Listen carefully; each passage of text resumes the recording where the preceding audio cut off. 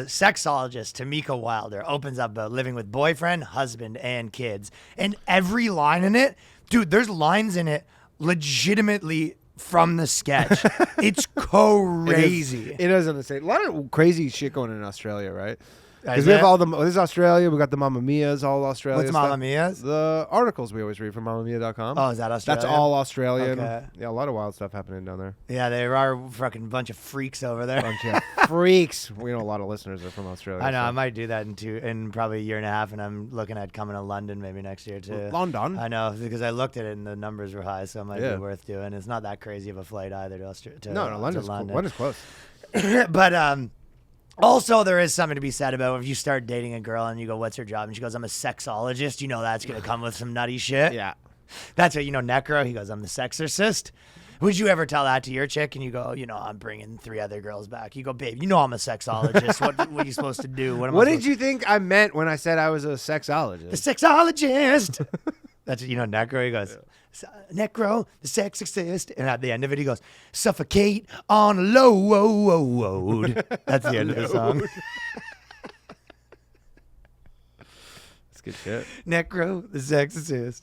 But yeah, so she's dating. You start dating the sexologist, you're gonna have some problems, Yeah, right? I mean, you're asking for You're problems. raising the sexologist kids, right? So Tamika Wilder, who's based in the Byron Shore, and she has her work as a sex coach, which probably the worst advice of all time. You know what I mean?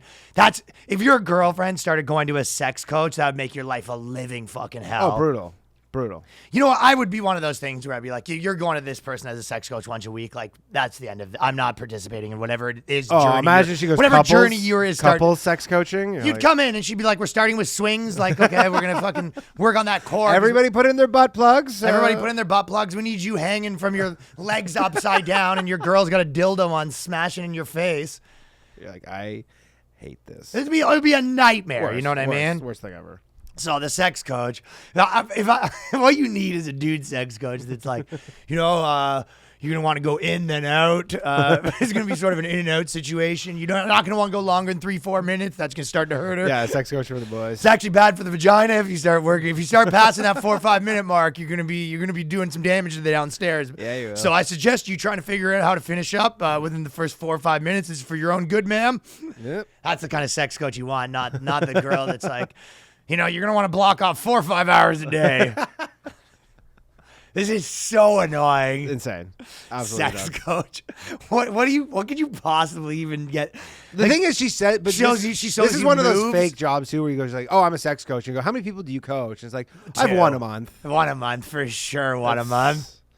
She helps moms who want to reconnect with their sexuality, joy, and pleasure. She told host Maggie Kelly about what some might view as an unconventional living. That's the other part. You got your fucking mother, your kids is at the sex coach, and he goes, "What is the sex coach life like?" She lives with 9 guys. They're all her boyfriends. This is who you're getting coached by. Yeah, there's gonna be some changes around the house. Once you That's start going not to the sex good. coach. That's all. It's all. This is the peak of the thing where I say girls always give the advice that ruins the Yeah. other girls' lives. Of course. So she goes, I was very clear from the beginning of our relationship that I had a polyamorous or open relating values. And that was something that was non-negotiable in terms of my relating style. And you date the sex. Let's be clear. You date the sexologist. Sexologist is going to get some strange on the side. Yeah, they are. You think you're going to date the sexologist? Research. It's sexology research. It's a research. She's like, "I'm working on my master's." I'm doing my research. I'm researching. I'm doing my research. Yeah, you come home, just like 9 guys walking out. What's up? What's up, Dan? Daniel. Yeah. Are you guys her research partners? Yeah, you come Are in. you guys all Tamika's research partners? Okay. What kind of mess we got in there? They go, "Oh, it ain't good." You're mopping the floor, the Yeah. ceiling. Grab the hazmat suit because you're gonna want to. I got you some Magnum condoms as you asked for your research. Yeah, that's you mopping the ceiling with your mop. Do you guys have to leave the ceiling fan on? Hey, do you mind making a little bit less mess when you're researching? I do love the idea of you walking into the house and the 9 guys, Daniel, Danny boy, they all slap you on the ass. Or giving me like the Donald Trump handshakes, like the one where it like ragdolls you a bit. Like I'm like They're all giving you a rough handshake. Yeah, you got a good woman in there. Oh. Just like a shaking me around. Yeah. Yeah, I wouldn't recommend she sits on hard surfaces. Goes, we left a donut in the bedroom. She's going to want to use that for about a week. My research. I met this person who's now my partner, and I came back home to the father of my kids and told him about this person I'd met. I'd said, I'm not willing to not see this person again. There's just something with us. It's a thread that I must follow. Yeah. Yeah, sounds like you're really leaving it open for him to say no. No, this is at the dinner table, and then you're like, okay, and kids, how was your day? All right. This is so crazy, dude. It's so funny, but obviously there is if you are some like freaky dude or whatever, there is a part of like if you are this is probably the biggest part where these kind of people, why they ruin people's lives so much. It's like because if you are like a sexologist, you blog about sex, you're like living this lifestyle, and it's almost for content to some degree. You know what I mean? The same reason that like if you're a YouTuber that like causes trouble and gets kicked out of places, like getting arrested might be good for your career. Right. But if you work at General Motors, getting arrested is an insane thing to do. Of course. And you know what I bad mean? For your career. Right. So it's with these people. And it's the same reason why like Hollywood people can kind of pull off different relationships. That a lot of them come, you have more money. Like there's a lot of things like that, right? Yeah. But with her, she's given very specific advice probably that only works for one specific person, has some guy that's a super weirdo. You know what I mean? And she's always saying like, I'm just trying to live my truth. And you're like, oh, that would be great if that didn't involve like other guys moving in. That would be great if you're a dude that just like you're just like smash tons of girls like her sister, and you're just like, I want to just live my truth, babe. My truth is having sex with your sister. I was just getting in touch with my truth, and I realized that my truth is smashing all the fucking hot. Yeah, I mean, females. you gotta be like, well, we're just living our truth, aren't we? That's my truth. Are we not doing that? Yeah, my truth is also not telling the truth afterwards. Living my truth is actually lying. So everyone has their own truth. My truth involves a lot of me not telling the truth. There she goes. Tamika made it clear that it didn't happen overnight, describing Rob's transition into the household. So he kind of, at first he just brought a few bags, maybe a backpack. The boyfriend moved in. There's that awkward thing with the kids where they're like, "You're not." He tells them something to do, and they go, "You're not my father." And he's like, "That's right. I'm not your father. I'm your father's wife's boyfriend, and you will give me some respect." I'm your stepdad, Dad. Yeah, that's right. I am. No, he goes, you're not my dad. No, he goes, that's right, but I am her dad. Yeah. I am her daddy. So I think we actually hung out with the kids once or twice on our own. And then the two dads hung out on their own. And then it would be all That's a real awkward one, huh? Just sitting out there. That's the thing with in the sketch is the two dads have to spend some quality time together. And then it would be all five of us, and we just kind of stopped gradually. No, the two dads is very like, oops, sorry, sorry, sorry. Oh, you're gonna take her for? Oh, sorry, yeah. Right, yeah. So you into video games? Or yeah. What do you think? Stuff you like? It's way funnier if the one guy is like, if he's very much like a tough guy with leather jacket that's just here to smash the wife and doesn't want any of this stuff. You know what I mean? He basically turns the OG dad husband into like a step kid, like he turns him. Yes, correct. Yeah, he goes like, "There's gonna be some changes around here." Yeah, he sort of like bullies him a little bit, like he's eating cereal. He just says, pops it in his face. You know what I mean? No, the like the old dad's eating like an ice cream cone, and he just gives him like a little taps it into the mouth, gives him like the over unders and stuff. Like what's an over under? You know when someone goes in like behind you and you just push them over someone, like just all the classic. Yeah. The kid, he gets the kid to bend down and pushes him over. Hip checks him and like just in the hallway. Yeah, basically what Mark Wahlberg did to Will Ferrell and Stepdads or whatever, right? But it was also important, she explained, that Rob and Harry have lots of conversations. So this is my favorite part, because not only do they have to have the two guys living there, she insisted that on top of that, we're going to have lots of conversations, which actually sounds probably worse. Like, to me, the fact that some guy is coming and smashing the wife is probably not as bad as all the sit-down roundtable discussions you have to have about it after. Absolutely horrible. All the conversations. Lots. Yeah, like they have to do like a recap after like they have a threesome. She wants, yeah, but she's like, just spreadsheets and stuff and like.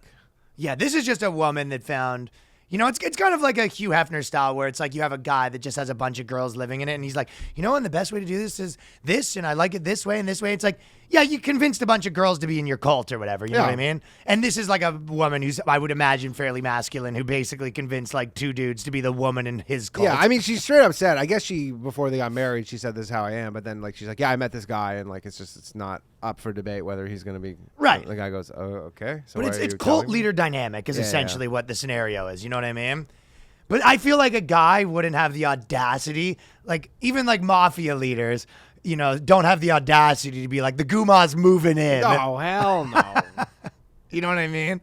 Only girls have the audacity for that kind of stuff. Like, guys at least admit that they're getting away with something when they have those scenarios. A girl would have a scenario like this and be like, no, we're all on the exact same page here, and we're going to have lots of discussions about it. I mean, even in The Sopranos, when the one called Tony's house, like, that was the ultimate, like, no. Not great, yeah. You're like, you don't even call my house. Are you crazy? What, are you out of your mind? You're not moving in. Yeah, right. The communication in an open relating piece is huge. An open relating piece. A lot of people find it quite exhausting, mainly the 2 guys. I find it exhausting just listening to this shit. She goes, Dave and Rob moved in. And a lot of the guys, mainly Dave and Rob, found this very exhausting that we had to have so many conversations. But you've got to be really on top of it. So, convo time. And then the guys are just like, you sure you don't want to just go bang him again? Probably, you know. Yeah, can we do anything other than these fucking conversations? I say it might be just time for you to get another smash in with Robbie, though, eh? Robbie, get her. Rob's like, Dave, I think you're up. Yeah. No. No, he goes, no, it's the opposite. They're like, we have to pretend like I insist. You know what I mean? No, after dude, you. No, I after mean, you. Look, you're the one who pleasures her the best. I wish it was me, but you just got that. Lay it down so good. You got the golden piece from God. I would not want to disgrace her with having to go in there and give her my little piece. He goes, actually, the piece isn't as big as some people say it is. It's pretty bad, and No. You're just being modest. You're being modest. We all know. Yeah, but I couldn't get it up that one time. Wow, but that's more work for her, and she likes the work. You know that. So. That helps her tire her out, gives her an extra 7 to 8 minutes, adds to the whole equation. So, he's like, and then he starts being like giving these little keys. Get in there. Go bang my wife. Oh, but I did it Thursday, and I gave her quite a talk. Gave her quite a dickin' Thursday. Oh yeah, but the week before that, and then it's like the sketch where there's like a schedule and then it's cut. They have to start because they exactly. go, oh, this isn't fair, and they go, all right, we'll do actual. Yeah, but it's the schedule. opposite. Them trying to put the other person on the schedule. There has to be. It's either the dude's just like kind of operates like a woman in a cult, or the one that I hope it is sometimes is the guy that's just so over it, but he doesn't know how to get it. He's too much of a pussy to get out, but he just wants to play video games. I mean, they do have stuff. 2 kids, so he's like, maybe just like, hey, I'll just. Sure, but all the convos probably made it worse. Although I imagine if he's worried about fucking up the kids, you'll fuck them up less by getting a divorce and doing a split parenting than introducing a new guy. Yeah, probably a little. Yeah, probably this will screw the kids up a little more, I would say. But especially all the convos, and the kids probably have to be there for the convos. They need to hear this. You know what I mean? Kids, this is the schedule. It's just the same as a regular relationship, she says, but with extra, pretty similar, but with extra people. There were some days we'd look at each other like, oh my God, this is awesome. I love it. She goes, it's the same as a regular relationship, just with extra people. You're like, yeah, that makes it so different. Yeah, exactly. It makes it not possibly more different. Do you think that the other guys, when she looked at them, like, oh my God, this is awesome? Do you think that that's what they were also? They go, yes, this is. Read your mind. Well, no, the one guy who just like needed a place to stay. That's possible. And he's too. just like conning himself into. On the count of 3, let's say what we're both thinking. 1, 2, 3. This is awesome. Kick him out. You might also think this is awesome. I also believe this to be awesome. I also believe this is an awesome situation. We've changed the configuration, and we've changed the living configuration, so they made some. Do you think the 2 dudes just share one bunk bed, and she has like a king size bed? Yeah, they got 2 bunks. The kids have bunk beds. The dads have bunk beds. She just has no. This is what happens. There's 2 bunk beds, and then she's in the like an enclave, like kind of beside the room, but it's one big room. And there's strings attached to a bell on either bunk bed, and she kind of holds them at night, and then she pulls whatever string she wants the guy. And they can't fall asleep because they're just staring at the bell, hoping it doesn't go off. They're like, yeah. And goes, bing, ah! I'm ready. Are you ready? Oh, God. What have we gotten ourselves into? You know, this is them, the Seinfeld episode where they're putting the tryptophan in her turkey and stuff like that to try to get her to go to sleep. So the dads can play with the toys. Yeah. You know, that's, so she has like 2 bells and she looks at them and she goes, "Who am I thinking? Are we a Rob night? We a Dave night?" And then they have to scurry over and she goes, "I gave you 3 minutes. What were you doing over there?" "Oh, I was just chatting with Dave." Just hanging out. And the boy's dad is here like all the time. We're all really close friends. My boyfriend and the boy's dad, they hang out and go for walks and give each other hugs. Hugs? She says they're not gay, but the hugs is... That would be the ultimate if they're just 2 gay dudes and then they really flip the tables on her. That's a huge... And yeah, she Like was the breadwinner. But I mean, yeah, the best that's not happening. But imagine she walks in on them having gay sex and then like her whole world's fucked because she's like, wait, what? Mm-hmm. And because she can't say anything, she's just sexologist. What are you, sexologist? Yeah, sexologist can't be against that. Total tables. Maybe they're just like, the only way out of this is if we fuck. They're like, look, I don't like this as much as you don't like this, so there's only one way out. It's like that James Franco movie. I'm going on top. I'm going on top. He's got to cut his arm off or whatever. This is like the equivalent. You go, fuck, I don't like this either, but we're gonna have to fuck if we want out. There's only one way to get our old lives back. Yeah, I guess that they weigh each other to see who gets to be on top. They have like a whole system. They're doing like the fishing, the fishing cheating scandal. The guy's like putting lead weights in his stomach just to weigh more. Oh, yeah. But I do love the fact that you say the dads hug. I think that's one of those things where the whole family has to do the hugs and they go, "Are we handshake? We hugging? We handing? Oh, we're doing one. Okay, we'll just do 1, 2, I guess. There. Hi. Okay. Yep. That was weird. All right, Robbie. Again, it is your time tonight.